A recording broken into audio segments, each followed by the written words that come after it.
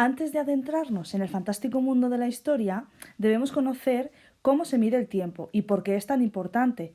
Hay que ser conscientes que unos acontecimientos ocurren unos detrás de otro, como por ejemplo, después de la merienda sabemos que viene la cena.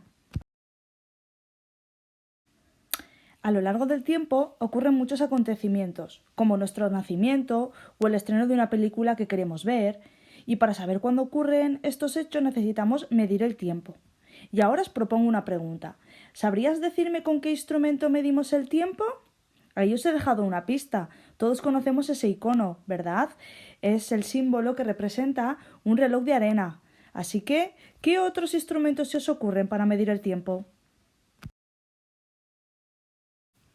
Aquí os presento el índice. Como podéis ver, vamos a ver 4 apartados diferentes, ¿vale? El reloj, el calendario, medidas de tiempo para medir largos periodos como son los lustros, las décadas, los siglos, los milenios y también algo muy importante que es medir el tiempo desde el año 1, que es antes y después de Cristo.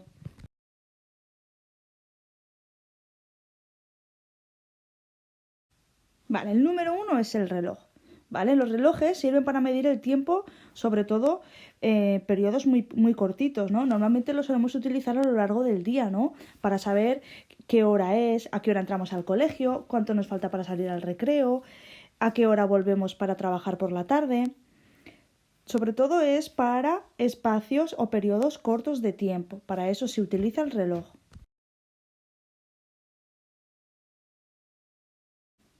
El segundo apartado es el calendario.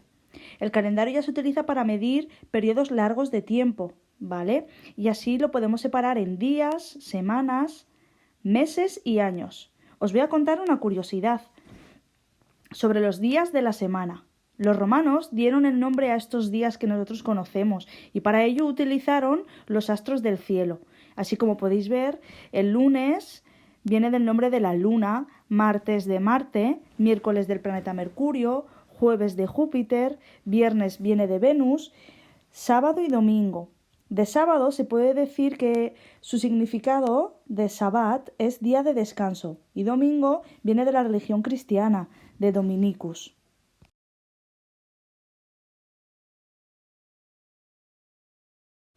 Vamos con el tercer apartado, medida de tiempos largos también.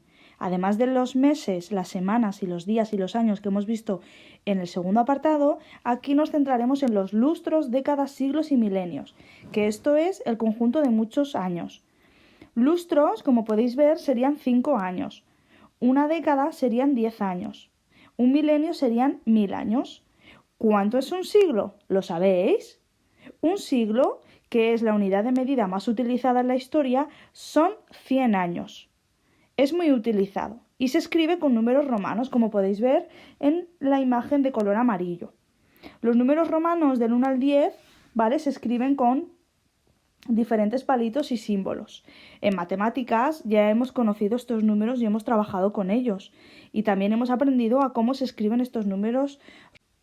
En el año 1 se comenzó el primer siglo, que duró 100 años, y así sucesivamente. Actualmente nos encontramos en el año 2020, pero nos encontramos en el siglo XXI.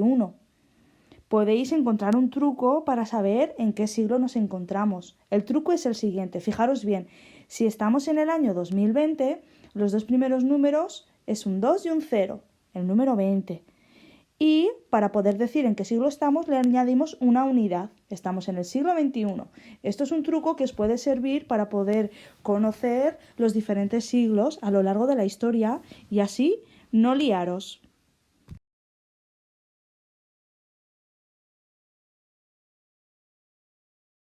Y ya vamos con el último apartado. Antes y después de Cristo. Para numerar los años, nosotros tomamos como referencia el nacimiento de Jesucristo, que es el año 1. Así pues, todo lo que ocurrió antes de este año 1 se dice que es antes de Cristo y se utiliza la abreviatura A.C. De todo lo que ocurrió después del año 1 se conoce como después de Cristo, utilizando la abreviatura D.C.